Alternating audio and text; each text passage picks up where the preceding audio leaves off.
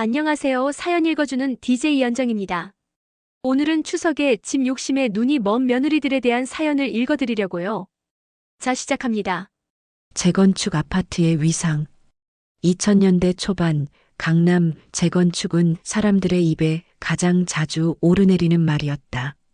아파트 값이 하루가 다르게 오르니 신문 지면마다 로또 아파트라는 제목이 붙었다. 오래된 24평형 아파트가 어느새 분양권으로 둔갑해 억대 차익을 낳는다는 소식에 서민들조차 은근히 한 번쯤 꿈꿔보았다. 시어머니가 살던 아파트도 그 대상지 가운데 하나였다. 1986년 남편과 함께 전세를 옮겨 다니다 어렵게 장만한 집이었다. 낡은 갈색 타일 외벽, 경비실 앞에 줄지어 서 있던 자전거, 비좁은 승강기. 그곳은 오랜 세월 가족사를 품고 있는 공간이었다. 그런데 이제는 재건축 단지라는 이름이 붙으며 단순한 집이 아니라 금액으로 환산되는 거대한 자산으로 떠올랐다. 며느리들 눈은 반짝거렸다. 그 아파트는 곧 분양권이 되고 다시 새로운 고층 아파트가 된다. 그 가치가 수십억까지 치솟을 거라는 소문이 무성했다. 명절마다 모이는 자리는 자연스럽게 언젠가 누구 몫이 될까 하는 묘한 긴장감이 깔려 있었다. 그의 추석도 마찬가지였다.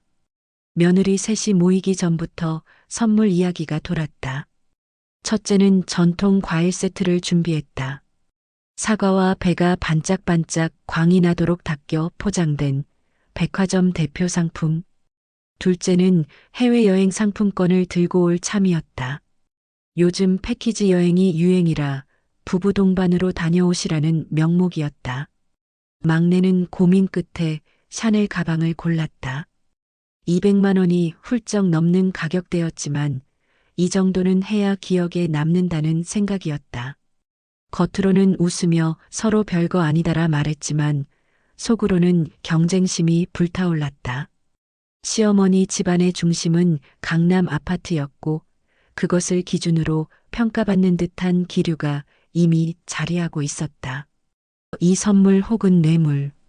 첫째 며느리가 가져온 과일 세트는 백화점에서 정성껏 포장된 것이었다. 사과는 붉고 반들거렸고 배는 달덩이처럼 큼지막했다. 하지만 모두가 알았다. 그 과일 세트의 가격대는 대략 15만 원에서 20만 원 선. 전통적이지만 평범한 선택이었다. 첫째의 남편 장남은 늘 책임감을 내세웠지만 경제적으로는 안정적이지 못했다. 그래서인지 며느리의 선물은 언제나 실속형이었다. 둘째 며느리가 내놓은 여행 상품권은 분위기를 확 바꿔놓았다. 은색 봉투에 찍힌 여행사 로고, 안에는 부부 동반 3박 4일 동남아 패키지가 적혀 있었다. 요즘 TV에서는 매일처럼 여행사 광고가 쏟아졌다. 1인당 70만 원 선, 2장이면 140만 원 가까운 돈이었다. 둘째 며느리는 대기업에 다니는 남편 덕에 여유가 있었다.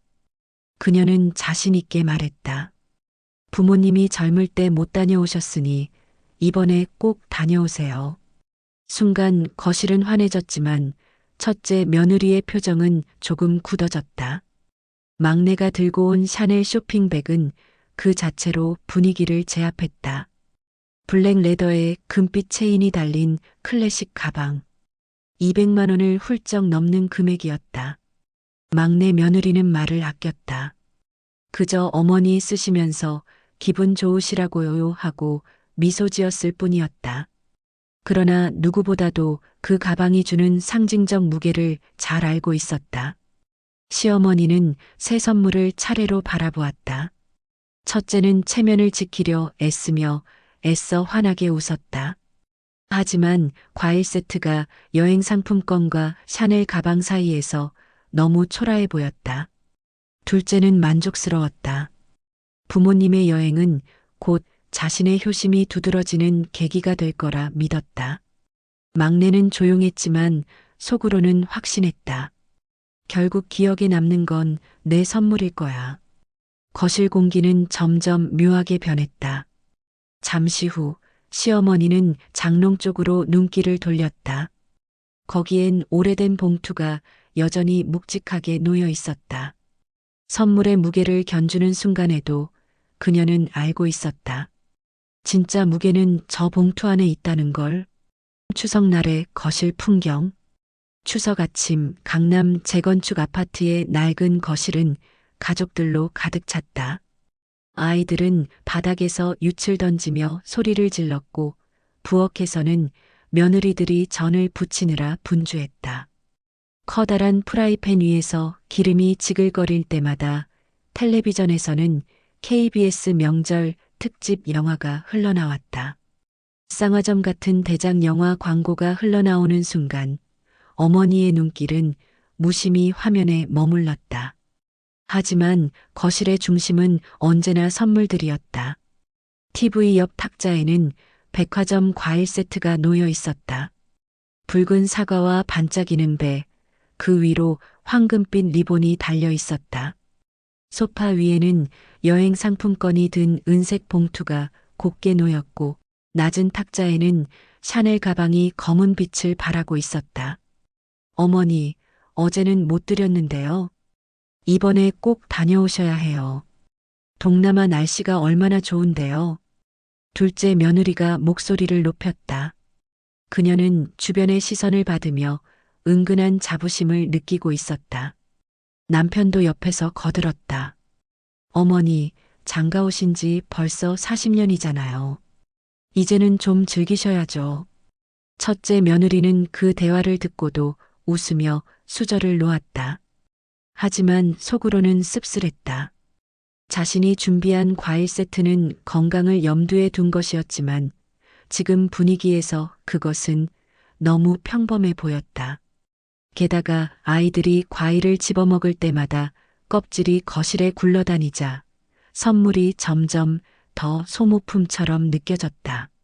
막내 며느리는 굳이 말을 보태지 않았다. 그녀의 선물은 그 자체로 설명이 필요 없었다. 블랙 레더, 금빛 체인, 손잡이를 쓸어내리는 시어머니의 손길만으로도 이미 다른 선물들을 압도하고 있었다. 막내의 남편은 어머니, 우리 아내가 많이 고민했어요. 너무 무겁지는 않으시죠?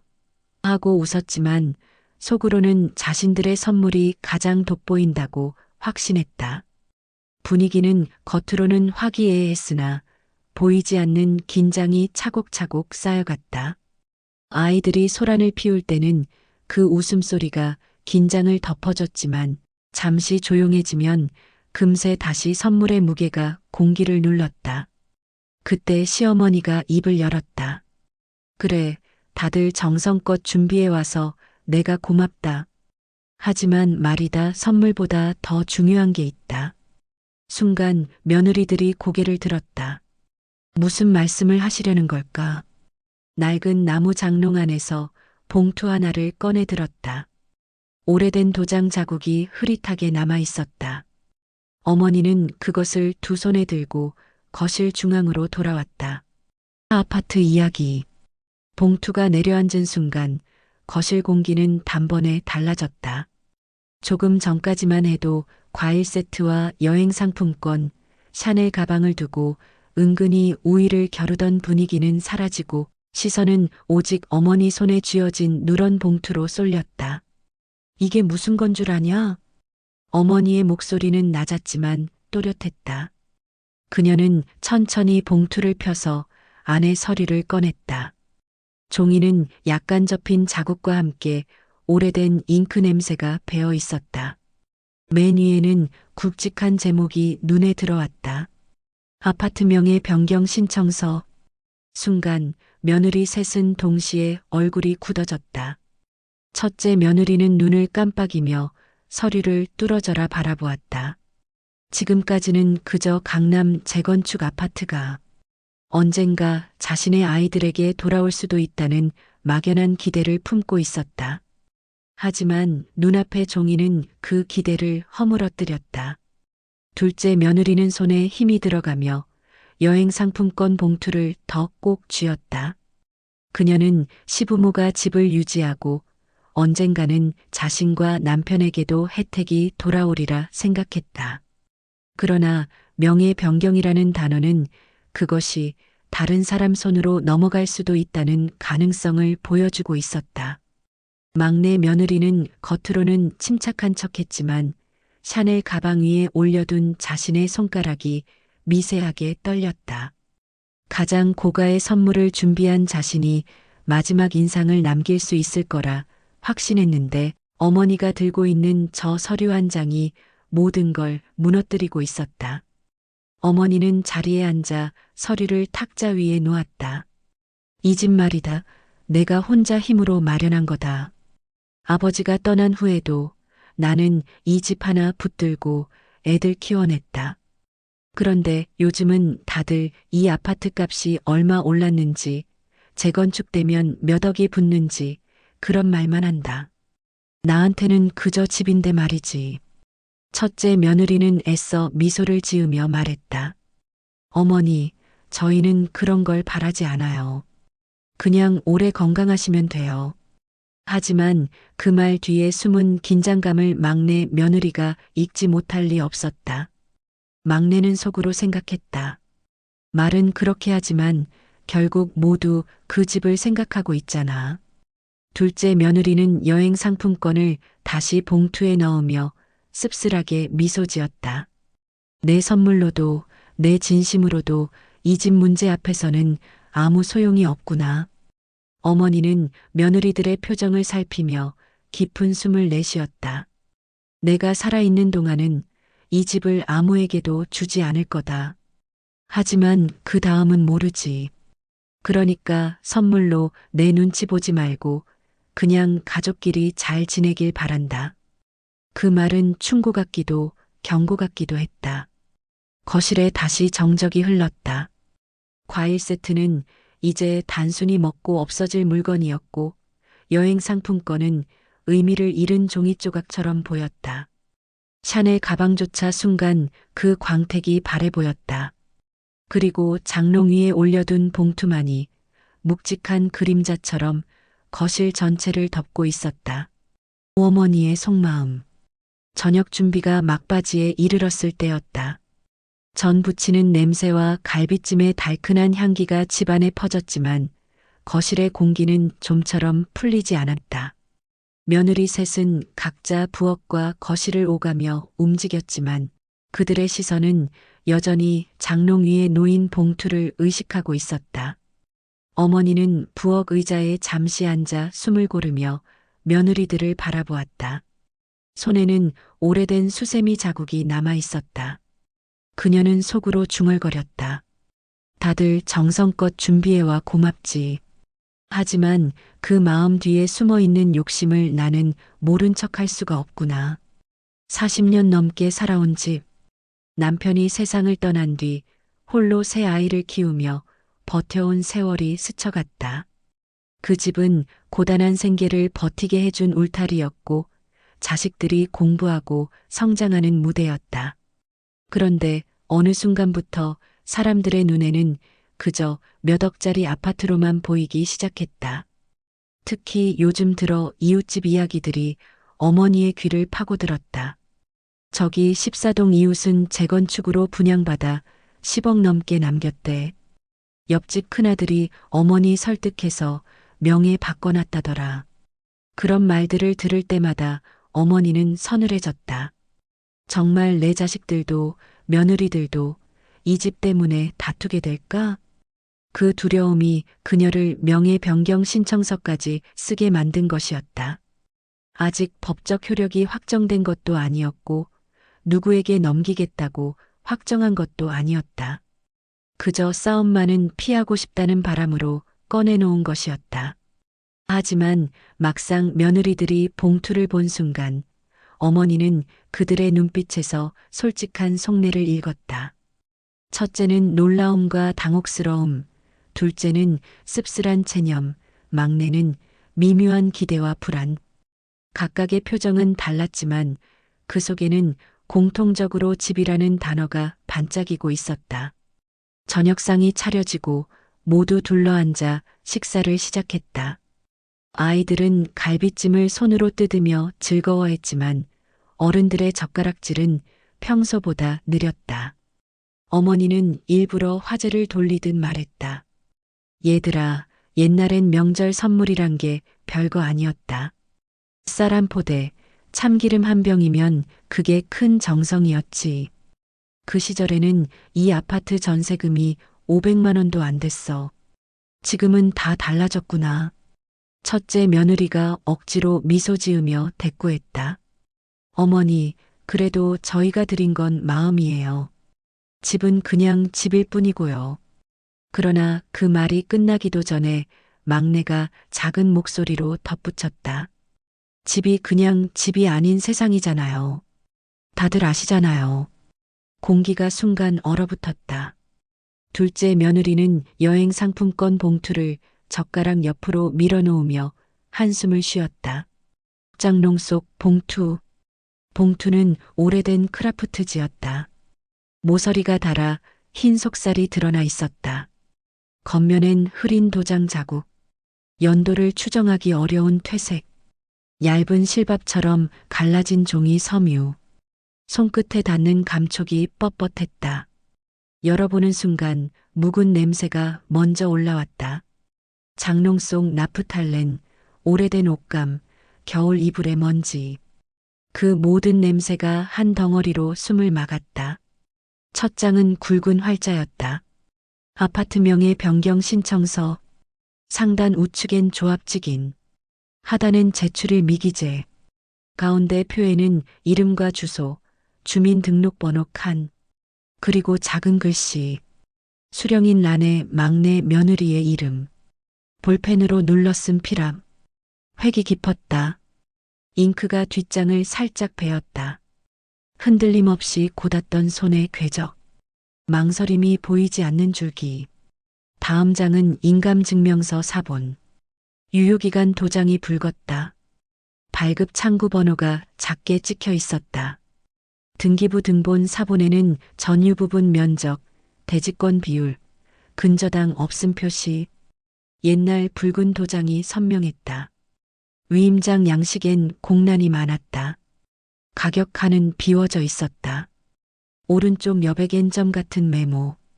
법무사 통화 완료, 수수료 확인. 옆에 11시 38분 표기. 가멸지 영수증이 클립으로 묶여 있었다. 팩스 전송 성공 문구. 발신 번호는 집전화. 거실 테이블 끝에 회색 유선 전화가 떠올랐다. 둥근 다이얼은 사라졌지만 수화기의 묵직함만은 남아있던 시대. 16폴더폰은 진동으로 뒤집혀 있었다. 작은 외부창에 배터리 한 칸. 문자 수신 아이콘이 깜빡였다. 조합 안내문도 들어 있었다. A사 용지 2장. 2주 예정 시기. 동별 철거 순서. 분담금 산정 예시표.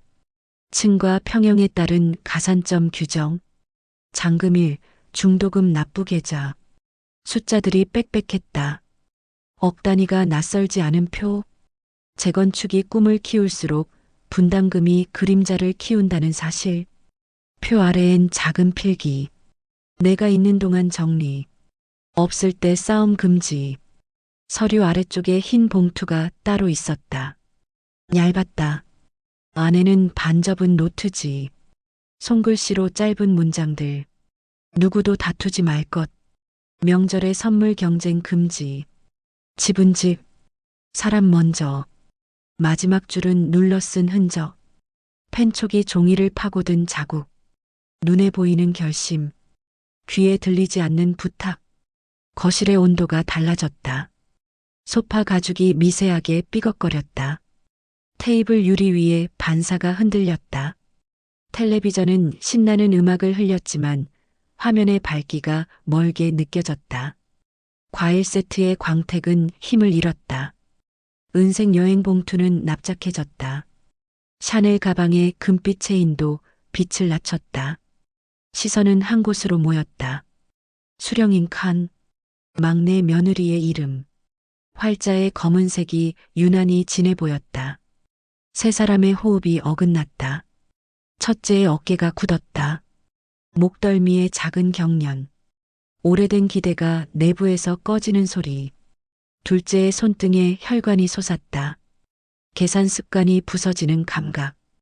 효심의 모양이 종이 앞에서 작아지는 느낌. 막내의 손끝은 차가웠다. 체인에 닿은 피부가 얼었다. 자신을 향한 활자를 부정하고 싶은 마음. 모르는 표정과 알고 있는 눈동자가 동시에 올라왔다. 어머니의 움직임은 느렸다. 종이를 다시 모으지 않았다. 파일을 반쯤 닫아둔 채 보이도록 두었다. 숨기지 않겠다는 몸짓. 결정이 아니라 경계선이라는 표식. 나는 여기까지, 그 다음은 넘어오지 말라는 표시. 2000년대 초반의 생활감이 장면마다 박혀 있었다. 김치 냉장고 뚜껑이 웅웅 울렸고 29인치 브라운관이 화면 모서리를 둥글게 말았다. 달력은 관광지 사진.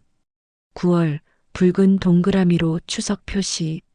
냉장고 자석엔 택배기사 명함. 고무줄로 묶인 등본 뭉치. 볼펜 옆에 도장 케이스. 흔들리다 멈춘 초침. 이 집의 시간과 서류의 시간이 겹쳤다. 선물의 의미가 재배치됐다. 과일은 잠깐의 달콤. 여행은 잠깐의 환기. 가방은 잠깐의 광택. 서류는 오래가는 방향. 사람들의 속도가 맞춰졌다. 한쪽으로 쏠리던 마음이 저마다의 틈으로 빠져나갔다. 말보다 빠른 생각. 표정보다 큰 침묵. 누군가는 억울했고, 누군가는 분했으며, 누군가는 두려웠다. 세 감정이 한 테이블에서 부딪혔다.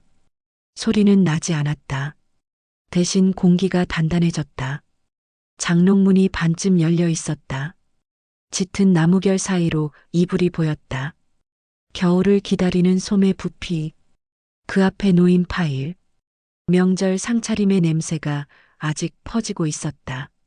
전의 기름기. 갈비찜의 단내. 송편의 참깨. 냄새는 여전했지만 맛은 멀어졌다. 입맛은 숫자로 넘어갔다. 이름으로 이동했다. 칸과 도장으로 고정됐다.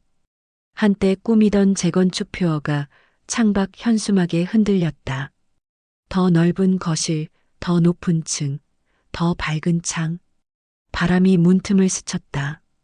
종이가 아주 작게 떨렸다. 그 떨림이 사람의 마음처럼 보였다. 오래 참다가 잠깐 흔들리는 모양. 다시 붙잡히는 숨. 어머니는 고개를 들었다. 누구의 눈도 오래 보지 않았다. 그저 테이블을, 서류를, 방의 문턱을 순서대로 살폈다. 순찰처럼 천천히. 마음의 금이 어디까지 번졌는지 확인하는 길. 결론은 아직 아니었다. 다만 방향은 분명했다. 선물의 시대를 지나 서류의 시대로. 보이지 않던 균열을 보이도록 꺼내두는 선택. 밤이 가까워졌다. 브라운관 화면이 더 푸르게 빛났다. 창밖 복도등이 하나둘 켜졌다. 종이는 여전히 탁자 위에 있었다. 봉투는 닫히지 않았다. 이름은 지워지지 않았다. 그리고 그 사실 하나가 가족의 숨을 길게 만들었다. 기대와 실망. 첫째 며느리가 먼저 입을 열었다. 목소리는 낮았지만 억눌린 울분이 섞여 있었다. 어머니, 저희가 장남 집안인데 왜 이름이 막내로 돼 있는 거예요? 그녀의 눈빛은 막내에게 향했다. 과일 세트를 준비하며 정성으로 인정받으려 했던 마음이 무너지고 있었다. 선물의 가치는 이미 종이 조각이 되었고 서류의 글씨 하나가 모든 것을 덮고 있었다. 막내는 손사래를 치며 고개를 저었다. 저도 몰라요. 저 진짜 몰랐어요. 봉투 본 것도 오늘이 처음이에요. 그녀의 손은 무의식적으로 샤넬 가방의 체인을 감싸쥐었다. 반짝이던 금속이 차갑게 식어 있었다. 둘째 며느리가 말을 받았다. 목소리는 더 날카로웠다. 몰랐다고? 근데 왜 늘 어머니한테 그렇게 잘 보이려고 했는지 다들 알잖아요.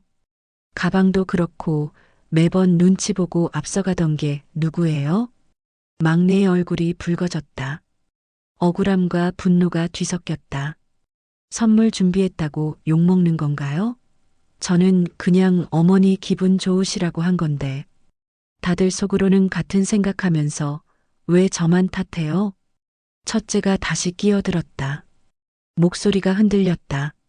나는 단 한 번도 재산 바라보고 드린 적 없어요. 그냥 정성이라고 생각했는데 결국 다 계산이었네. 나만 바보였어. 그 순간 부엌 쪽에서 물소리가 크게 울렸다. 싱크대에 받쳐둔 냄비가 넘치고 있었다. 둘째 며느리가 황급히 수도꼭지를 잠갔다. 물방울이 뚝뚝 떨어지며 거실의 정적을 깨뜨렸다. 그 소리는 잠시뿐 다시 싸늘한 공기가 자리를 채웠다. 아이들이 방 안에서 졸린 눈을 비비며 나왔다. 분위기를 감지한 듯 말이 없었다. 작은 목소리로 엄마를 부르자 둘째가 아이를 데리고 다시 방 안으로 들어갔다. 남은 건 어른들의 숨소리뿐이었다. 어머니가 입을 열었다. 목소리는 조용했지만 무게가 실려 있었다. 내가 그 이름을 적어둔 건 내가 제일 어린 며느리라서 혹시라도 오래 곁에 있을 거라 생각했기 때문이다. 특별히 누구를 편애해서가 아니다. 그러나 설명은 위로가 되지 않았다. 오히려 며느리들의 불신을 자극했다. 첫째는 고개를 숙였고 둘째는 팔짱을 낀 채 시선을 돌렸다. 막내는 아무 말도 하지 못했다. 테이블 위 선물들은 더 이상 의미가 없었다. 과일 세트는 껍질이 군데군데 갈라졌고 여행 봉투는 구겨진 자국이 선명했다. 샤넬 가방은 어둠 속에서 그림자만 드리웠다. 잠시 후 어머니가 한숨을 길게 내쉬며 말했다. 내가 꺼낸 건 다투지 말라고 한 거다. 그런데 이렇게 된 걸 보니 오히려 내 잘못 같구나. 새 며느리는 아무 대꾸도 하지 않았다. 그들의 마음속엔 각기 다른 실망이 자리했다. 첫째는 평생의 성실이 헛되다는 허탈감. 둘째는 효심조차 계산으로 읽힌다는 씁쓸함. 막내는 선물도 의심도 결국 나를 향한다는 억울함. 각자의 감정이 테이블 위에 흩어졌다. 명절 저녁상은 차려져 있었지만 젓가락은 움직이지 않았다. 음식의 냄새는 여전했으나 입맛은 이미 사라졌다. 그날 밤 가족은 한 식탁에 앉아 있었지만 서로의 마음은 멀리 떨어져 있었다. 봉투 속 이름 하나가 만든 균열은 쉽게 메워지지 않았다.